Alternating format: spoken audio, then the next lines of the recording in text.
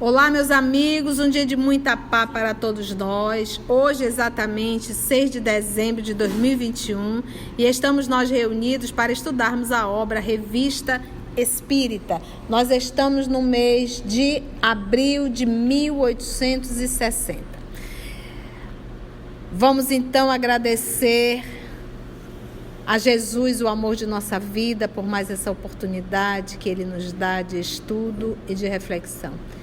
E solicitar que os amigos espirituais possam envolver a nossa irmã Carla, a nossa irmã Aramita, por mais uma noite de estudo. Graça te damos, Senhor.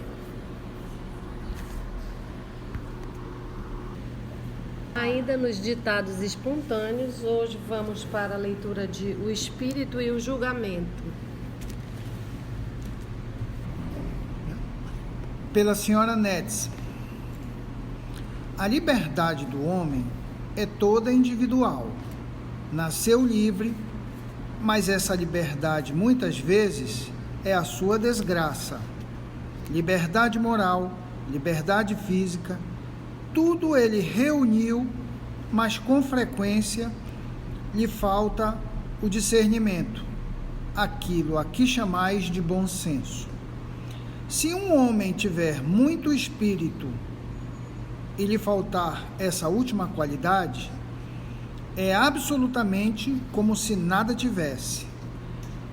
Pois o que faria do seu espírito se não pudesse governá-lo, se não tivesse a inteligência necessária para saber se conduzir, se acreditar, se marchar no bom caminho quando está no lodaçal, se pensasse ter sempre razão quando muitas vezes está errado?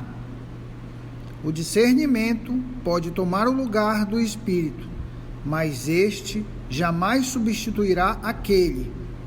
É uma qualidade necessária, e quando não a temos, precisamos envidar todos os esforços para adquiri-la. Um espírito familiar. Então, ele fala sobre discernimento, que é essa capacidade de perceber a diferença entre o certo e o errado, que é o bom senso, é ter entendimento das coisas. E ele fala que isso é necessário e realmente todos nós temos a liberdade, essa liberdade é individual. E como a gente acabou de ver no Livro dos Espíritos, o pensamento é tudo. Você pode, muitas vezes as pessoas dizem, eu não tive escolha, eu estava aprisionado, eu me vi sem saída. Mas a gente vê que através do pensamento, o espírito é livre, né? O espírito é livre pelo pensamento. Então, em qualquer situação, por pior que seja tal situação, você tem escolha, porque o seu espírito é livre, o seu pensamento é seu, essa decisão é sua. Mas como ele diz, você precisa ter o esforço de educar esse pensamento, né? A Joana de Ângeles fala como um corcel indomável. Se você não souber direcionar o corcel, ele vai lhe derrubar. O cavaleiro inexperiente é derrubado do cavalo várias vezes. Não precisa nem ser um corcel indomável. Mas um cavaleiro experiente num corcel indomável, ele doma o corcel e o direciona para onde quer. Assim é o pensamento, e o pensamento, como bem a gente acabou de ver no Livro dos Espíritos, é um atributo exclusivo da alma. E você pode, por esforço, ele diz aqui, né? Você pode, por esforço, educá-lo, e precisa disso. Aqui também é muito bom esse material, né, Aramita? Eu gostei muito, porque quando eles falavam assim muito espírito na época de Kardec, né? Era um homem de espírito, é um homem muito inteligente. Foi um homem muito inteligente, é um homem de espírito, é um homem muito inteligente, né? Então, aqui ele está dizendo assim, você pode ser super inteligente, mas se você não tiver bom senso, você é um burro. Porque ele disse, é como se não tivesse. Você se torna um burro. E aí me fez lembrar realmente Camille Flammarion, no sepultamento de Allan Kardec, ele disse, Allan Kardec, professor Denisard, era o bom senso encarnado. Então, realmente, uma pessoa super inteligente, mas sem bom senso, é um ignorante. Porque a gente tem que ter realmente bom senso. E isso, a gente viu realmente muito essa característica em Allan Kardec, porque ele não acreditava em tudo. Mas ele também não discriminava tudo. Ele iria realmente, como ele falava, observar. Observar. Aqui diz assim, o discernimento pode tomar o lugar do espírito. Quer dizer, tomar o lugar é uma coisa, é assumir, né? Agora, ele diz assim, eu acho... E aí, onde é que ficaria o espírito? Agora, porque, no meu entendimento, o espírito, o discernimento, ele pode passar a ser um atributo do espírito. Aqui diz assim, mas este jamais substituirá aquele. A outra palavra aqui é substituir. Quer dizer, não está se prevendo nada em termos de substituição. Você pode... eu entendo assim. A primeira vez que você escolhe o discernimento, que é a capacidade de você escolher, você ter bom senso, você pode fazer disso no lugar do seu espírito. Mas esse jamais substituirá aquele, né? O bom senso. E é uma qualidade necessária quando a temos. Precisamos envidar todos os esforços para adquiri-la. Não é porque eu discerni uma vez, eu soube escolher, eu tive bom senso, que isso já é meu. Então eu preciso fazer esforço para isso se tornar um atributo meu. Eu dizer que é meu, entendeu? O pensamento é um atributo meu. Sim. Mas é como a tia disse, se eu não tiver o bom senso, se eu posso ser... E aí ela diz, é como se eu fosse burro, entre aspas. Eu só acho que é inadequada que pode tomar o lugar. Não é tomar o lugar, ele pode acrescer, ele pode, vamos dizer, integrar as qualidades do espírito. É o conceito de espírito. A Cecília está pegando o espírito, pode ver que está até com ele minúsculo. Quando ele fala espírito, é o ser inteligente. É a inteligência. E não é o espírito, a individualidade. É porque isso, naquela época, eles chamavam fulano é forte de espírito, né? Ou seja, é um ser inteligente. A mensagem aqui, ela está falando do quê? Da inteligência e do bom senso. Porque ele diz assim, ó, tanto é que ele diz assim, olha, o discernimento, Cecília, olha só o final. O discernimento pode tomar o lugar do espírito, ou seja, da inteligência, o discernimento. Mas este quem? A inteligência jamais substituirá aquele. O que era aquele? O bom senso. Entendeu? Aí é a inteligência e o bom senso. O que ele está dizendo? Um ser sem bom senso é um ignorante. E é. A questão é o entendimento da palavra espírito. Espírito. Exatamente. Homem de espírito. Homem de espírito, que ele fala, na época de Kardec, será cultural dele, é um homem de espírito, é um homem inteligente. É um homem sábio, entendeu? E ele usou aqui esse espírito, ele assina um espírito familiar. Ele usou o termo que os intelectuais, ele está chamando todo mundo de quê? Olha, se não tem bom senso, é um burro. E isso nos falta muito. Então, porque o que acontece? Apesar do espiritismo ter tomado um corpo muito grande no meio dos intelectuais, tinha muitos intelectuais que achavam aquilo ridículo. Então, seria a falta de bom senso. Primeiro, senta e vê. Usa a lógica, vem ver o espiritismo, vem estudar o espiritismo. Caso você não tenha esse bom senso, de avaliar, de ver, de estudar, você é um ignorante. Então aqui o espírito familiar ele deu uma cutucada mesmo. Pode faltar inteligência, como ele, esse final aqui, olha, o discernimento pode tomar lugar do espírito, ou seja, da inteligência. Mas a inteligência, jamais substituirá aquele, qual? O bom senso. Por exemplo, vamos pegar uma coisa aqui, os fariseus eram considerados pessoas super inteligentes? Eram. Eles conseguiram enxergar Jesus como Cristo? Não. Faltou para eles o quê? Bom senso. Então foram burros. Então tem muitas pessoas, hoje eu vou usar o termo homens de ciência, ao invés de dizer homens de espírito, homens de ciência, que não têm bom senso, logo são burros. E aqueles que se consideram ignorantes por ter instrução são muito inteligentes. São bem mais inteligentes, porque têm bom senso. Então, e Jesus, quantas vezes Jesus não cutucou o bom senso?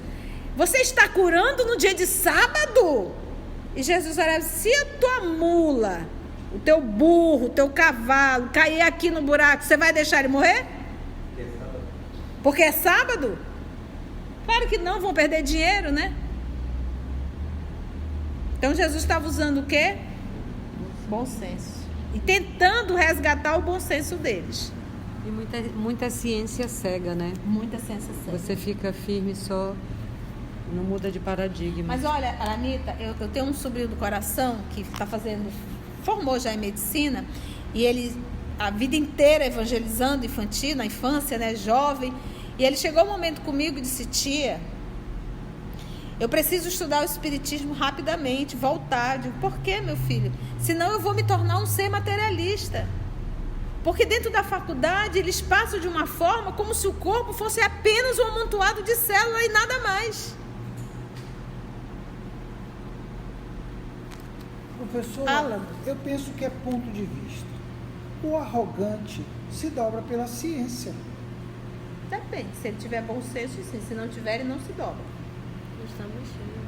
Estamos cheios. As não é coisas, tudo. eu observo que as coisas que eu transformo, que eu consigo transformar em mim, é por não ter um argumento para combater. A ciência, por exemplo, o que a gente estuda aqui. Sim. E eu encaro isso como ciência. Sim. Mas isso é o que, Alan? Bom senso. Isso é um trabalho íntimo teu. Então, a pessoa sem bom senso não adianta, filho. Tu vai morrer falando, tu não vai convencer ninguém. E a ciência cega, justamente por conta da arrogância, não consegue enxergar outros paradigmas. Então, por exemplo, o Ian Stevenson, né, é um grande cientista, ele estudou provas da reencarnação, vários casos documentados, todinho, com ciência, e o que muitos cientistas o fizeram? O ridicularizaram. Sabe que uma frase dele, ele diz que a ciência se renova através dos sepultamentos. Porque esses velhos, por arrogância, por não querer, desacreditaram. Então, tem gente, quando tem bom senso, discernimento, começa a acreditar. Tem um pesquisador que ele não é nem espírita, e ele pesquisava casos de EQM, né, de experiência de quase morte. Então ele pesquisava e até um espírita perguntou para ele, você acredita que tem vida após a morte? Ele disse, eu não acredito, eu sei. Agora eu quero saber para onde vai a alma depois da morte, mas pela ciência, não pela religião. Você quer ver, por exemplo, se você pega, um profissional da saúde, um médico que estudou tudo e fuma. Cadê o bom senso? Apesar de toda a ciência, cadê o bom senso? Vou pegar o Tarcísio, que está aqui me olhando com uma cara assim, né, que ele é dentista. Estudou tudo sobre dente. Não cuida dos dentes, não passa fio dental, não escova depois da alimentação. Faltou o quê? Bom senso. A gente, nós espíritas, a gente sabe tudo. Homem de ciência, espírito, né? Homem de espírito. Não vive lá fora. O que nos faltou? Bom senso. Conhece o espiritismo e tem medo da morte. Conhece o espiritismo e tem medo da morte. Bom senso. Porque aqui ele começa a frase, esse espírito familiar, olha, a liberdade do homem é toda individual. Cada caboclo aqui, cada cabocla faz o que quer. Não é verdade? É. Nasceu livre, a gente tem o livre-arbítrio, mas essa liberdade muitas vezes é a sua desgraça. Liberdade moral, liberdade física, tudo ele reuniu. Mas com frequência lhe falta o discernimento.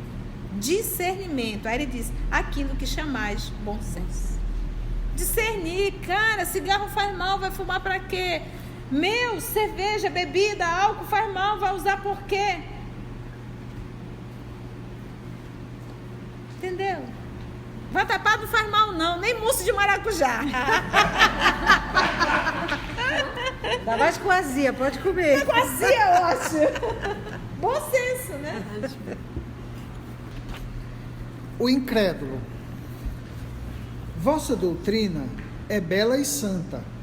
Sua primeira baliza está plantada, e solidamente plantada. Agora não tendes, senão que marchar. O caminho que vos é aberto é grande e majestoso. Bem-aventurado o que chegar ao porto. Quanto mais prosélitos houver feito, tanto mais lhe será contado. Mas para isso, não deve abraçar a doutrina friamente. É necessário ter ardor, e este ardor será dobrado, porquanto Deus está sempre convosco quando fazeis o bem. Todos os que trouxerdes serão outras tantas ovelhas entradas no redil. Pobres ovelhas, meio tresmalhadas. Crede, o mais cético, o mais ateu, o mais incrédulo, enfim, tem sempre um cantinho no coração que gostaria de ocultar a si mesmo. Pois bem, é esse cantinho que ele deve procurar e encontrar.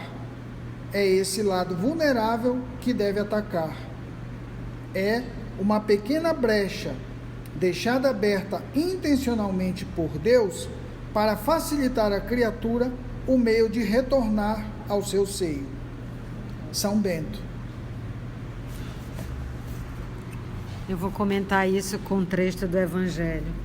Todos vós, do primeiro ao último, têm a centelha divina no coração, que é o amor, que é essa centelha que a gente precisa, e ele diz, né, fazer brilhar a nossa luz. E cada vez que eu faço brilhar a minha luz, e aí também vou dizer do Evangelho, ninguém acende uma luz para botar embaixo do velador. Você acende uma luz e ela ilumina o ambiente. Então não precisa você querer convencer os outros por palavras, né? E como dizia São Francisco de Assis, ide pregai o Evangelho. Se preciso for, usai palavras. O sobrenatural, pelo Sr. Rabach de Bordeaux. Meus filhos, vosso Pai fez bem em vos chamar seriamente a atenção para os fenômenos produzidos nas sessões que vos ocupam há alguns dias. A julgá-los conforme instruções de certos espíritos sectários, ignorantes ou dominadores, esses efeitos são sobrenaturais. Não creiais nisso, meus filhos. Nada do que acontece é sobrenatural. Se assim fosse, diz o bom senso, que só aconteceria fora da natureza, e então não o veríeis. Para que vossos olhos ou vossos sentidos percebam uma coisa, é de todo necessário que essa coisa seja natural. Com um pouco de reflexão, não há um espírito sério que consinta em crer em coisas sobrenaturais. Com isso, não quero dizer que não haja coisas que assim pareçam à vossa inteligência, mas a única razão para isso é que não as compreendeis. Quando algum fato vos parecer sair do que julgardes natural, guardai-vos contra essa preguiça de espírito que vos induziria a crer que seja sobrenatural. procurai compreendê-lo, pois para isso vos foi dada a inteligência. Para que vos serviria ela, se tivesseis de vos contentar em aprender e crer no que ensinaram vossos predecessores? É preciso que cada um disponha a inteligência a serviço do progresso, que é obra coletiva de todos. Já que sois dotados de pensamento, pensai. Já que tendes a razão, que não vos foi dada sem motivo, examinai e julgai. Bom senso de novo. Não citeis julgamentos acabados, senão depois de submetidos ao crivo da razão. Duvidai longamente, se não tiverdes certeza, mas jamais negueis aquilo que não compreendeis. Examinai seriamente. Somente o preguiçoso, o não inteligente e o indiferente aceitam como verdadeiro ou falso tudo quanto ouvem afirmar ou negar. Enfim, meus filhos, envidai todos os esforços para vos tornardes sérios e úteis, de modo a bem cumprirdes a missão que vos está confiada. Nunca é demasiado cedo para vos ocupardes do bem e do que é bom. Começai, pois, cedo, a vos ocupardes das coisas sérias. O tempo das futilidades é sempre muito longo. É inútil para o vosso progresso, que não deveis perder de vista um só instante. As coisas da terra nada são, servem apenas a vossa passagem para o outro estado, que será tanto mais perfeito, quanto melhor preparado estiverdes. Vossa avó. Uma vozinha boa, né? Kardec, será? Pode ser do senhor Rabashi. Uma mensagem super atual, né? Para os dias de internet. Inclusive, eu estava ouvindo uma palestra que fala sobre o discurso da estupidez, que é quando você tem a sua inteligência, mas fica limitada só ao que é intelectual, não procura saber outras coisas, a diversificar e aceitar os diferentes. E a gente tem que compreender que essa revista é de 1860, metade do século XIX. As grandes descobertas, as grandes revoluções da ciência ainda eram coisas só das academias, muito restrita. E esse homem, além de ele ser o bom senso encarnado, ele era extremamente inteligente e ele sabia fazer esse discernimento dessas coisas. E ela começa falando, né, para você não acreditar em coisas sobrenaturais. O que é o sobrenatural? É o que está acima da natureza, é o que não tem explicação. Então, o que não tem explicação, você é sobrenatural, então é milagre, né? E a gente sabe que, e aí é como ela diz, o que você diz de coisa sobrenatural é o que você não sabe, né? É o que você não consegue explicar. Natural, né? Sobrenatural é acima da natureza. Acima da natureza. Ou seja, é um milagre, é como se fosse assim, é como se Deus derrogasse a lei que ele fez. E isso não existe. A gente sabe que isso não é assim que funciona.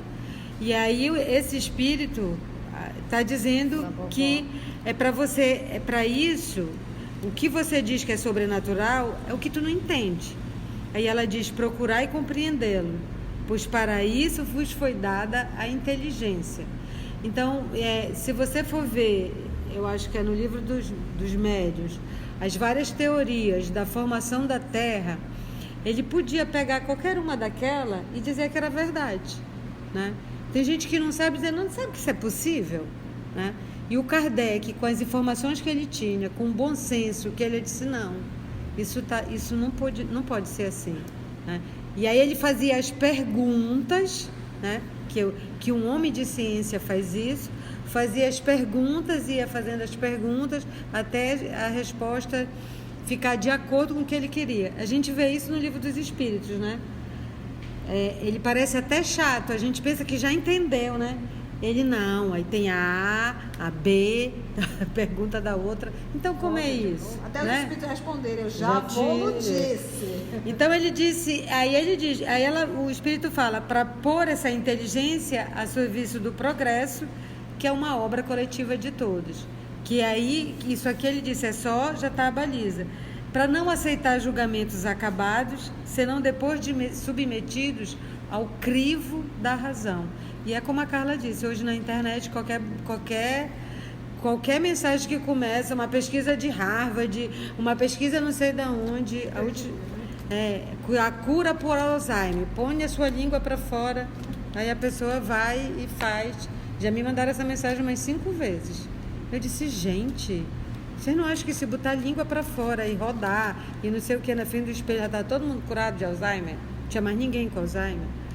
Mas diz que é Harvard, um pesquisador não sei de onde. Então, e isso ele teve. O que eu acho mais impressionante do Kardec é o seguinte, ele não tinha nem luz elétrica, ele não tinha nem internet, ele não tinha nem a Barça, Mirador para pesquisar. Aí eu pesquisei na Barça e Mirador, sou antiga, né? Ele não tinha nada disso e ele só com o que ele tinha, os elementos que ele tinha, a razão. Então, assim, o quanto ele fez o que esse Espírito diz. Examinai seriamente. Envidai todos os esforços para vos tornar sérios e úteis. Então, isso é pra gente. Queria falar que ela diz aqui, que é interessante também, que é... Somente o preguiçoso, não inteligente e o indiferente aceitam como verdadeiro ou falso tudo quanto ouvem afirmar ou negar. E que eu vejo assim, essa mensagem era muito para a sociedade espírita, né? E agora ela é para nós, para todo mundo, porque o que a gente vê, as pessoas têm mais preguiça de ler, mais preguiça de se informar e vão aceitando qualquer barbaridade, seja sobre qualquer assunto, sobre a vida das pessoas, do que quer que seja.